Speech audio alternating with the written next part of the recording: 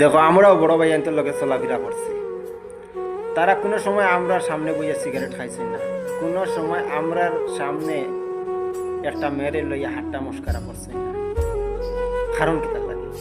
কারণ তারা যদি ইতা করেন আমরাও ও জিনিসটা করব, যার কারণে তারাও বাঁচিয়ে থাকছেন এই জিনিসটা, কিন্তু আমরারেও বাঁচাইয়া রাখছে।